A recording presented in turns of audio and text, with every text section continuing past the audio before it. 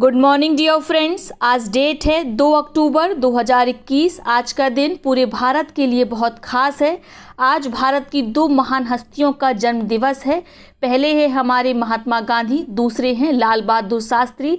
भारत के राष्ट्रपिता महात्मा गांधी ने न केवल भारत में बल्कि भारत के बाहर अन्य देशों में, दक्षिण अफ्रीका जैसे देशों में मानव मूल्यों के लिए हिंसा के खिलाफ अहिंसा का युद्ध लड़ा और उसमें सफलता भी पाई। तो याद रखेंगे इनका जन्म कब हुआ था, 2 अक्टूबर 1869 को आज इनका जन्म दिवस है। इसके साथ आप लाल बहादुर शास्त्री के बारे में जानते हैं। इनका जन्म कब हुआ था, इनका जन्म हुआ था 2 अक्टूबर 1904 को। ठीक है, इसके साथ ये भारत के दूसरे प्राइम मिनिस्टर भी हैं। तो आप इन दोनों का नाम याद रखेंगे। इसके साथ आपको इन दोनों की ही जयंती की हार्दिक शुभकामनाएं। अब बात करते हैं आज के इम्पॉर्टेंट करंट अफेयर्स की। पहला प्रश्न है, भारत की महिला क्रिकेट टीम ने अपना पहला गुलाबी गेंद वाला दिन रात टेस्ट मैच किस देश के खिलाफ शुरू किया है? तो आपका उत्तर होगा ऑस्ट्रेलिया के खिलाफ। इम्पॉर्टेंट है, गुलाबी गेंद से पहला मैच कहाँ खेला गया था? तो ऑस्ट्रेलिया में ही खेला गया था, ऑस्ट्रेलिया और न्यूजीलैंड टीम के बीच में वर्ष 2015 में। ठीक है, और अब भारत की महिला क्रिकेट टीम भी गुलाबी गेंद से ऑस्ट्रेलिया में डे नाइट टेस्ट मैच खेलने वाली है। ये मैच इसलिए भी अहम है क्योंकि भारत और ऑस्ट्रेलिया की महिला क्रिकेट टीमें 15 साल बाद एक साथ कोई टेस्ट मैच खेल रही हैं। पिछली बार दोनों टीमों ने 2006 में एक साथ टेस्ट मैच खेला था। क्लियर हो गया? तो याद रखेंगे, इंपॉर्टेंट है। ठीक है, अगला प्रश्न है, किसने Chronicle from the land of happiest people on earth नामक एक उपन्यास जारी किया है? तो उपन्यास जारी किया गया है वोले सोइंका के द्वारा। ये अफ्रीका के निवासी हैं। इन्हें नोबेल प्राइज मिल चुका है साहित्य के लिए, इसलिए इनकी किताब इंपॉर्टेंट है, याद रखेंगे। और काफ़ी लंबे समय के बाद इन्होंने ये किताब लिखी है, Chronicle from the land of the happiest people on earth. Important है, इसको टिक कर लीजिए। हाल ही में किसके द्वारा अपना global computer science education programme launch किया गया है? तो अमेजॉन इंडिया ने हाल ही में भारत में global computer science education programme को शुरू किया है, जिसका नाम है अमेजन फ्यूचर इंजीनियर। ठीक है, इस कार्यक्रम को शुरू किया गया है भारत में ताकि जो वंचित समुदाय है, वंचित समुदाय के छात्रों को गुणवत्तापूर्ण कंप्यूटर की शिक्षा दी जा सके, ताकि उनके सामने नौकरी के अवसर सुलभ हो। अगर वो कंप्यूटर के ज्ञान से लैस होंगे तो उनके पास आसानी से नौकरी के अवसर उपलब्ध रहेंगे। तो याद रखेंगे, अमेजन इंडिया ने शुरू किया है अपना global computer science education programme. 900 सरकारी विद्यालयों में इस कार्यक्रम को चलाया जाएगा और लगभग 1 लाख छात्रों को इसके अंतर्गत प्रशिक्षित किया जाएगा, उन्हें ट्रेनिंग दी जाएगी। अगला प्रश्न है, ओलंपिक कांस्य पदक विजेता भारतीय हॉकी के किस खिलाड़ी ने अंतर्राष्ट्रीय हॉकी खेल से संन्यास लेने की घोषणा की है? तो हाल ही में 2 हॉकी के खिलाड़ियों ने संन्यास लेने की घोषणा की है। पहले है रुपिंदर पाल सिंह और वीरेंद्र लाकरा। ये टोक्यो ओलंपिक के हिस्सा थे, यानी ये भी ओलंपिक कांस्य विजेता थे। तो इन दोनों के नाम आप याद रखेंगे। हाल ही में इन्होंने अंतर्राष्ट्रीय हॉकी खेल से संन्यास लेने की घोषणा की है। ठीक है, ये पूछा जाता है कि हाल ही में रुपिंदर पाल सिंह और वीरेंद्र लाकरा ने अंतर्राष्ट्रीय खेलों से संन्यास लेने की घोषणा की है, वे किस खेल से जुड़े हुए थे? तो आपका उत्तर होगा हॉकी से। अगला प्रश्न है, केंद्र और राज्य सरकार की नई परियोजनाओं, शिकायतों और कार्यक्रमों की समीक्षा के लिए 38वीं प्रगति बैठक की अध्यक्षता किसके द्वारा की गई है? तो ये है प्रधानमंत्री नरेंद्र मोदी, जिनके द्वारा 38वीं प्रगति बैठक की अध्यक्षता की गई है। इसके अंतर्गत राज्य सरकार की जो नई योजनाएं हैं, ठीक है, और पुरानी योजनाएं हैं, शिकायतें हैं, कार्यक्रम हैं, उनकी समीक्षा की जाती है। साथ में केंद्र सरकार राज्यों के लिए नई योजनाओं की सौगात देती है। इसके अंतर्गत कई योजनाओं की सौगात दी गई। 38वीं प्रगति बैठक की यहाँ पर बात की जा रही है। उड़ीसा, आंध्र प्रदेश, बिहार, झारखंड, मध्य प्रदेश, महाराष्ट्र और हरियाणा में कई परियोजनाओं को शुरू किया जाएगा, जिनकी संचयी लागत कितनी है? 50,000 करोड़ रुपए। किन किन राज्यों में शुरू किया जाएगा? उड़ीसा में, आंध्र प्रदेश में, बिहार में, झारखंड में, मध्य प्रदेश में, महाराष्ट्र में और हरियाणा में। उत्तर प्रदेश इस योजनाओं में सम्मिलित नहीं है। अगला प्रश्न है, हाल ही में किसके द्वारा स्वच्छ भारत मिशन अर्बन 2.0 का उद्घाटन किया गया? तो स्वच्छ भारत मिशन अर्बन यानी शहरी 2.0 इस कार्यक्रम का उद्घाटन किया गया 1 अक्टूबर 2021 को प्रधानमंत्री नरेंद्र मोदी के द्वारा। इस योजना का क्या उद्देश्य है? इसके अंतर्गत 500 शहरों में वेस्ट मैनेजमेंट को, यानी यहाँ पर वेस्ट की बात की जा रही है, वेस्ट मैनेजमेंट को मजबूत किया जाएगा, पीने की पानी की सुविधा को बेहतर किया जाएगा। यानी इसका लक्ष्य क्या है? शहरों को कचरा मुक्त बनाना स्वच्छ भारत मिशन अर्बन 2.0 का लक्ष्य है। याद रखेंगे, एग्जाम में इस तरह पूछा जाता है कि कितने शहरों में इसे मुख्य रूप से शुरू किया गया है, तो आपका उत्तर होगा 500 शहरों में। याद रहेगा, ठीक है। बात करें स्वच्छ भारत मिशन की, तो इस अभियान को 2 अक्टूबर 2014 को प्रारंभ किया गया था, ठीक है, क्योंकि प्रधानमंत्री नरेंद्र मोदी का कहना था, और ये सत्यता भी है, जो हमारे राष्ट्रपिता हैं महात्मा गांधी, उन्होंने देश को दासता से मुक्त कराया, परंतु उनका जो सपना था स्वच्छ भारत को पूरा करने का, वो अभी तक पूरा नहीं हो पाया।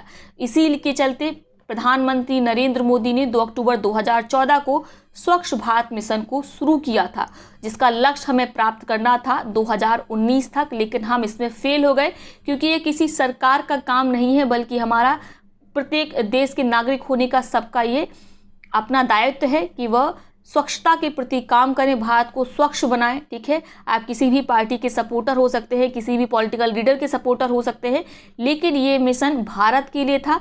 इसमें सबके सपोर्ट की, सबके सहयोग की आशा थी, लेकिन ऐसा नहीं किया गया, ठीक है। तो आपसे मेरी दरख्वास्त है कि आप इस तरह के काम को ज़रूर प्रमोट करें। आप कहीं बाहर जा रहे हैं, कुछ ऐसा खा रहे हैं जो कि पॉलीथीन में पैक्ड आता है, जैसे चिप्स, कुरकुरे या बिस्किट्स, तो आप इन सबको खाने के बाद जो उसका पैकेट होता है, जिसे हम वेस्ट कहते हैं, उसे बाहर फेंकने से अच्छा है कि आप उसे अपनी पॉकेट में डाल लें, घर आकर उसे वापस डस्टबिन में डालें, ठीक है। रास्ते में ना गंदा करें। जब हम बाहर की विदेशों की सड़कों को देखते हैं तो बहुत प्रसन्न होते हैं कि कितनी साफ़ सुथरी सड़कें हैं, लेकिन वहाँ के नागरिकों का योगदान है तभी वे साफ़ सुथरी हैं। लेकिन हम बिल्कुल भी कोताही नहीं बरतते हैं अपने घर का कचरा बाहर रोड में डालने के लिए। ऐसे तो आप बहुत देशभक्ति शो करते हैं, लेकिन देशभक्ति शो करने का तरीका ज़रूरी नहीं कि हर बार युद्ध में लड़कर ही दिखाया जाए। आवश्यक है कि आप सफाई के मेजर्स को अपनाएं, ठीक है, सफाई के योगदान को दें, सफाई में अपना योगदान दें, ये भी एक प्रकार की देशभक्ति है, ठीक है। तो पूरे भारत को अपना घर समझिए, उसकी स्वच्छता के लिए कार्य करिए। आप खुद से कोई बड़ा प्रोग्राम नहीं चला सकते हैं, तो छोटी छोटी चीज़ों पर आप ध्यान रख सकते हैं, ठीक है। तो याद रखेंगे, स्वच्छ भारत मिशन अर्बन 2.0 का उद्घाटन प्रधानमंत्री नरेंद्र मोदी के द्वारा किया गया है। इस योजना के तहत देश के 500 शहरों में वेस्ट मैनेजमेंट को मजबूत किया जाएगा। क्लियर हो गया, ठीक है। और कितने शहर हैं ये जरूर याद रखना है, 500 हैं। तो हमने आज के सभी इंपॉर्टेंट करंट अफेयर्स को देख लिया है। अब बात करेंगे आज के उन प्रश्नों की जिनका जवाब आपको कमेंट बॉक्स में देना है। दोनों ही प्रश्नों का जवाब एक ही कमेंट बॉक्स में लिखेंगे। जिसका जवाब सबसे पहले सही सटीक आएगा उसके कमेंट को पिन किया जाएगा, साथ में उसका नाम अगले वीडियो में लिया जाएगा। पहला प्रश्न क्या है? उत्तर प्रदेश का पहला मेडिकल डिवाइस पार्क कहाँ बनाया जाएगा?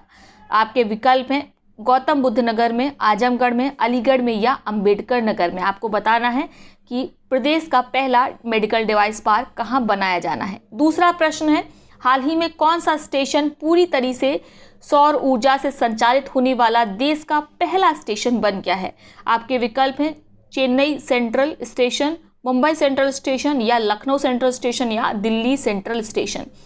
तो इन दोनों प्रश्नों का उत्तर आप कमेंट बॉक्स में करेंगे। अब बात करते हैं उन पिछले प्रश्नों की जिनका सबसे पहले सही सटीक जवाब दिया गया रोहित कुमार राजपूत जी के द्वारा। इनकी कमेंट को ऑलरेडी पिन किया जा चुका है। पहला प्रश्न क्या था? हाल ही में खबरों में रहा राष्ट्रीय जैविक तनाव प्रबंधन संस्थान कहाँ पर स्थित है? तो ये स्थित है छत्तीसगढ़ के रायपुर में। चर्चा में क्यों है? क्योंकि इसके नए परिसर का हाल ही में उद्घाटन किया गया प्रधानमंत्री नरेंद्र मोदी के द्वारा, इसीलिए ये चर्चा में है। जीएस के पॉइंट ऑफ व्यू से बहुत इंपॉर्टेंट है, ठीक है। इससे करंट से भी प्रश्न बन सकता है और ये जो ट्रेडिशनल स्टैटिक जीएस होती है उसमें भी इसका एक प्रश्न बन सकता है। अगला प्रश्न क्या था? किस राज्य की घर की बनी चावल की शराब जुड़ीमा को भौगोलिक संकेतक यानी जीआई टैग से सम्मानित किया गया है? तो ये है आपका असम की ट्राइब जो कि बनाती है जुड़ीमा नाम की शराब जो कि चावल से बनी होती है। इम्पॉर्टेंट है ये। इसके साथ आप ऊपर के 2 प्रश्नों का उत्तर तो कमेंट बॉक्स में करेंगे ही, साथ में बताएंगे कि जोडीमा नामक जो चावल की शराब है ये असम की किस ट्राइब के द्वारा, किस जनजाति के द्वारा बनाई जाती है। मेरे द्वारा पिछले वीडियो में इसको ऑलरेडी बताया गया है, तो आप इस ट्राइब का नाम ज़रूर बताएंगे। इसके साथ पुनः आपको भारत के राष्ट्रपिता महात्मा गांधी की जयंती की बहुत बहुत शुभकामनाएं। देश के प्रधानमंत्री लाल बहादुर शास्त्री की भी जयंती की आपको बहुत बहुत शुभकामनाएं। महात्मा गांधी जी की जयंती को पूरे जोरों शोरों के साथ मनाइए, ठीक है। ये राष्ट्र निर्माता थे। जिसने गांधी जी को नहीं पढ़ा है वही गांधी जी की आलोचना कर सकता है। अगर आपने गांधी जी को पढ़ा है, अच्छी किताबें पढ़ी हैं, गांधी जी के दर्शन को पढ़ा है, उनके योगदान को पढ़ा है, तो आप कभी भी उनकी आलोचना नहीं करेंगे। अगर कोई आलोचना करता भी है तो आप पूरे दृढ़ निश्चय के साथ उसकी आलोचना को नकार सकते हैं, अपने पॉइंट्स रख सकते हैं, लेकिन आप तभी ऐसा कर पाएंगे जब आप पढ़े रहे होंगे। मैंने देखा है बहुत से लोग अब गांधी जी की आलोचना करने लगे हैं। वो बहुत सतही ज्ञान वाले लोग हैं जो गांधी जी की आलोचना करते हैं, ठीक है।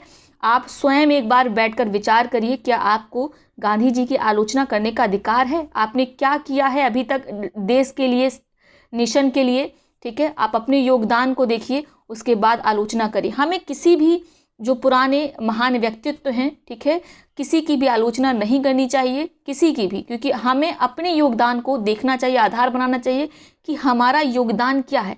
हम अपनी रोज़मर्रा की ज़िंदगी में फंसे हुए हैं, अपने जो दायित्व हैं परिवार के प्रति उनके के लिए प्रतिबद्ध हैं, और देश के लिए हम कुछ खास नहीं कर पाते, लेकिन जिन्होंने विभिन्न प्रकार की जो बेड़ियां होती हैं, घर की बेड़ियां, समाज की बेड़ियां, उन सब से लड़कर देश के लिए, नेशन के लिए काम किया है, हम उनकी आलोचना करने में 1 मिनट का वक्त भी जाया नहीं करते हैं। लेकिन ऐसा नहीं करना चाहिए। एक बार आप अपने योगदान को ज़रूर देखें, ठीक है। और इसके साथ कोशिश करें कि कम से कम ऐसे लोगों का अगर आप सम्मान ना कर पाएँ तो आलोचना तो ना ही करें। बाकी ये लोग सम्मान के बहुत पात्र हैं, इनको याद किया जाना बहुत आवश्यक है। तभी आज आप घर में बैठकर केवल महात्मा गांधी जी की बात नहीं, अन्य जो भी हैं, ठीक है, और भी जो स्वतंत्रता सेनानी रहे, उन सब के कारण ही आप अपने घरों में बैठकर खुली हवा में सांस ले पा रहे हैं। और कहा जाता है कि स्वतंत्रता से बड़ा कोई सुख नहीं है, तो सुख का भोग इसीलिए कर पा रहे हैं कि कहीं ना कहीं इन्होंने अपने पूरे जीवन की आहुति दी है, ठीक है। जीवन की आहुति से मतलब केवल इतना नहीं होता कि आपकी लड़ते हुए मृत्यु हुई हो, लेकिन पूरा जीवन देश के लिए लगा देना अपने आप में बहुत बड़ी बात है, ठीक है। और ऐसा भारत की महान व्यक्तित्वों ने किया है, तो आवश्यक है कि आप 2 मिनट के लिए उनको याद करें, उनका धन्यवाद करें। तो ये है आज का सेशन। आई होप वीडियो आपको पसंद आया होगा। वीडियो को लाइक करिएगा, साथ ही अपने दोस्तों के साथ वीडियो को अवश्य शेयर करिएगा। कल हम लोग नए वीडियो में मिलेंगे, तब तक के लिए आप सबका बहुत बहुत धन्यवाद। खूब पढ़ाई करिए। आपका एग्ज़ाम यूपी पीसीएस का भी लगा हुआ है, लोअर पीसीएस का भी एग्ज़ाम लगा हुआ है, तो ध्यान से पढ़िए। और बार बार मैं कहती हूँ प्रीवियस ईयर क्वेश्चन पेपर को ज़रूर लगाइए। किसी भी प्रकार की समस्या हो आपको पढ़ाई में तो आप कमेंट बॉक्स में लिख सकते हैं। मेरे द्वारा पूरा प्रयास किया जाएगा कि विभिन्न समस्याओं का जो आपकी हैं उनका समाधान समय के साथ किया जा सके, ठीक है। तो कल मिलेंगे, तब तक के लिए बहुत बहुत धन्यवाद।